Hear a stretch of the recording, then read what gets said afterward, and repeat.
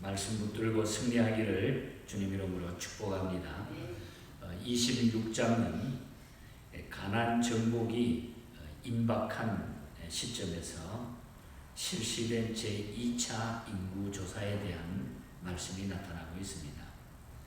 이것은 이스라엘 공동체를 재정비하고 아울러 각 지파의 인구수에 따라서 가나안 땅을 분배하기 위한 준비 작업이었다 하는 것을 알 수가 있습니다. 민수기 10장에서 24장에 이르기까지 우리는 보았습니다만 이스라엘 백성들의 40년 광야 여정이 쭉 설명이 되어 있는 것을 보았습니다. 이제 오늘 26장부터 마지막 장인 36장까지는 가나안 정복을 위한 실제적인 준비 상황이 소개되고 있다는 것입니다. 본장에서는 그 출발을 위해서 제2차 인구조사 명령이 하나님께로부터 내려졌습니다. 하나님께서는 일찍이 모세에게 1장에서 민수기 1장에서 4장 사이에 보면 일찍이 모세에게 1차 인구조사를 명령하신 적이 있었습니다. 그것은 광야를 원활하게 행군하기 위한 그런 조치로 1차 인구조사를 했습니다. 하지만 2차 인구조사 명령은 이제 가나안 땅 바로 앞에 와 있기 때문에 가나안 땅에 들어가서 인구 숫자대로 가나안 땅을 분배하도록 하기 위한 기초 작업이라고 볼 수가 있습니다. 중간에 12지파가 쭉 나타나는데 그 몇 명 이렇게 인구조사의 결과가 나와 있는 걸 읽어드리지 못했지만은 어떻든 이 숫자대로 가나안에 들어가서 그 땅을 분배하기 위한 기초 작업으로 제2차 인구조사를 했다는 것입니다. 2차 인구조사 명령은 특이한 것은 연병으로 24,000명이 죽은 다음에 바로 내려졌다는 것입니다. 어제 아침에 우리 봤습니다만 25장 9절에 보면은 연병으로 24,000명이 죽어나가는 끔찍한 사건이 있었습니다. 이 일 후에 바로 2차 인구조사가 들어갔다는 겁니다. 왜 그랬을까요? 인구조사 명령이 주는 교훈이 무엇인지 오늘 아침에 이 말씀을 우리가 기억하면서 중요한 하나님의 교훈을 우리가 받기를 원합니다. 하나님께서 약속하신 땅은 죄와 단절되고 하나님만을 제일로 사랑하는 사람들만이 들어갈 수 있다고 하는 교훈입니다. 그리고 아울러 하나님은 당신의 백성들을 징계하시지만 결코 그들을 완전히 멸하시거나 약속을 폐기하지 않는 신실한 분이심을 알리기 위해 가지고 하나님은 인구조사를 명령하셨다는 것입니다. 이제 약속의 땅에 들어갈 백성들로 개수가 구별이 되어 있는 것을 우리가 보게 됩니다. 이와 같이 성도된 우리는 이 땅에 살면서 이미 이 땅에서 하나님의 백성으로 거룩하게 구별되어서 개수된 백성들이라고 하는 것, 영원한 영적 가나안 백성이 되었음을 믿고 우리는 감사하며 된다는 것입니다. 하나님이 우리를 이미 하나님의 백성 속에 개수해서 우리를 붙잡아 주시고 불러주셨다는 거죠. 그러니까 우리는 하나님의 가나안 백성, 영적 천국의 백성이 됐다.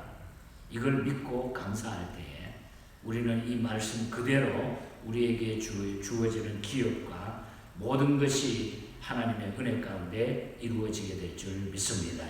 그러니까 하나님은 절대로 하나님의 약속된 백성에게 버리지 않으시고 끝까지 붙잡아 주시고 끝까지 함께해 주시고 그 분깃을 약속한 것을 우리에게 주신다는 것입니다. 그리고 따로 계수함을 받은 레위인이 특별히 계수되게 된 것을 보게 돼요. 59절부터 62절입니다. 이 말씀을 먼저 소개해 보면은 레위인은 다른 지파처럼 가나안 땅에 들어가서 받을 기업이 없기 때문에 다른 지파의 계수에 그 숫자가 포함되어 있지 않습니다. 오늘 각 지파 모두를 계수하니 51절에 보면은 계수하니 60만 1730명이었더라. 60만 1730명이 가난에 20세 이상 들어가는 사람들이 숫자고, 여기에 플러스 어린아이들이라든지 노년이라든지 이런 분들을 합치면 한 200만 명이 훨씬 넘는 이런 인구가 지금 포함이 되어 있다 하는 것을 우리는 보게 되죠. 어쨌든 이 속에 레위인은 포함되어 있지 않았다고 하는 것을 알게 됩니다. 그런데 62절에 보면은 레위 지파의 수는 23,000이었다. 그래서 23,000. 오늘 읽어드렸죠. 이것은 1차 인구조사 때 민수기 3장 39절에 보면은 그때보다 1,000명이 증가된 그런 숫자입니다. 1,000명이 많아졌습니다. 하나님을 섬기는 직분자가 늘어났다고 하는 것은 좋은 현상입니다. 레위 지파는 하나님을 섬기는 대가로 하나님께서 친히 기업의 땅 일부를 할애받게 하셨던 것입니다. 신명기 10장 9절에도 또 12절에도 가서 보면 하나님이 친히 기업의 땅의 일부를 할애받도록 하나님이 이 레위 지파에게 허락하셨죠. 하나님은 레위인의 기업 운영을 각 지파의 땅 일부를 할애해가지고 레위 지파에게 주도록 이렇게 했습니다.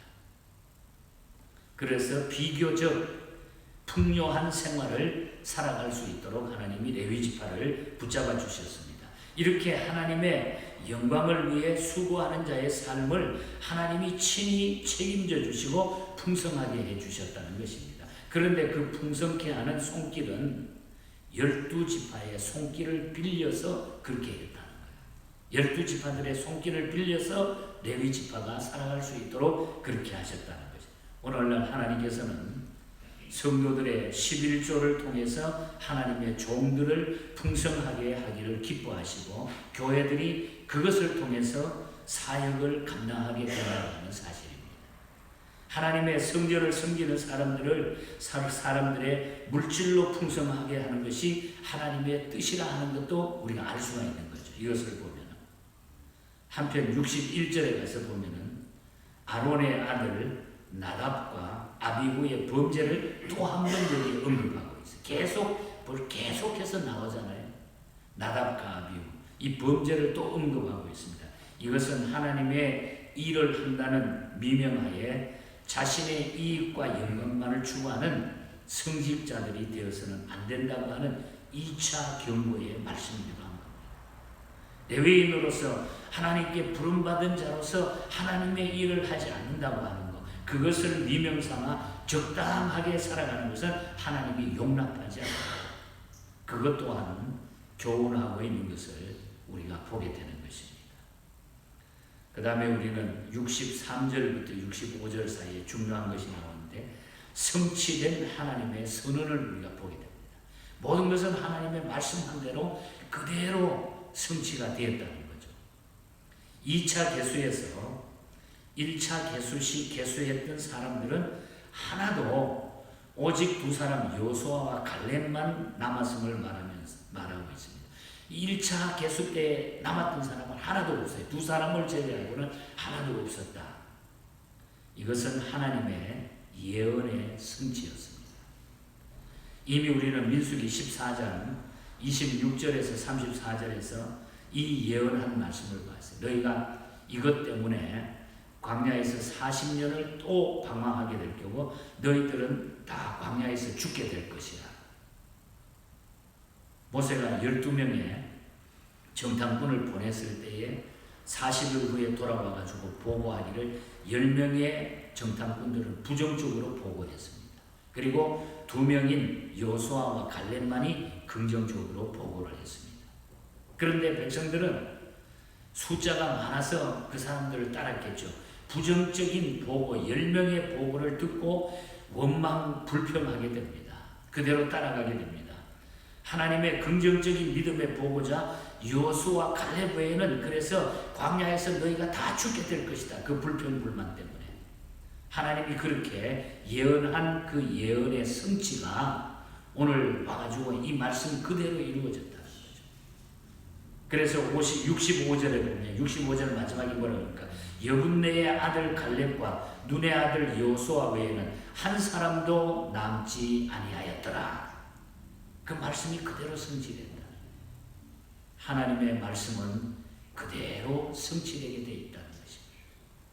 어쨌든 분명한 사실은 하나님은 하나님의 일을 성취하기 위해서 불평과 원망의 사람을 절대로 사용하지 않는다는 것.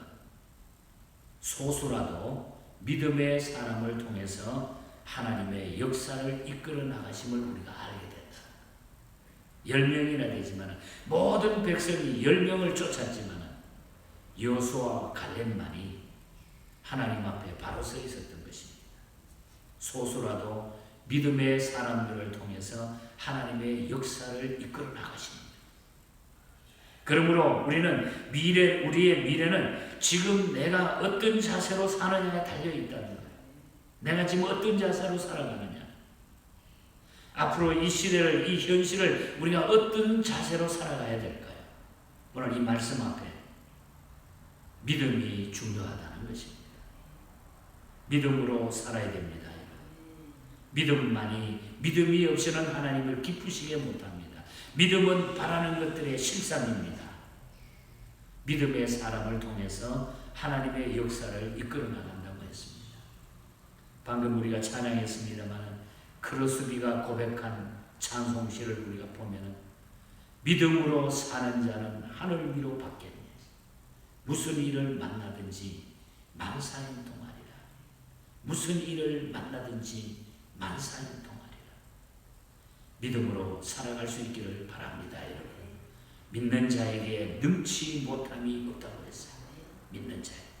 그래서 우리는 이 시대는 믿음만이 살 길이에요. 믿음만이 살 길. 정말 믿음이 뭘까요, 여러분? 정말 믿음이 뭘까요? 믿는다고 하면서 우리가 지금 어떤 모습으로 살아가고 있느냐. 참, 믿음이 뭘까? 믿음이 뭘까? 믿음은 바라는 것들의 실상이라고 그랬어요. 나의 모든 것을 주님을 위해서 의지하고 맡기고 기대고 모든 삶을 그분을 향해 우리는 기대고 완전히 맡기고 살아가는 것이 믿음이라. 이 어려운 때에 이것은 모든 것이 하나님이 지금 주관하고 계시는 겁니다. 이 모든 현실 속에서 믿음으로 사는 자만이 승리하게 될 것입니다. 무슨 일을 만나든지 만사형통하리라. 오늘 이 말씀을 기억하면서 오늘도 승리하시고 남은 우리의 생애가 믿음의 승리자로 꽉 서서 하나님의 약속의 성취를 바라보며 영원한 가나안 백성으로 승리의 삶을 사는 우리 모두가 되기를 주님 이름으로 간절히 축복합니다. 하나님 아버지 감사합니다. 하나님께서는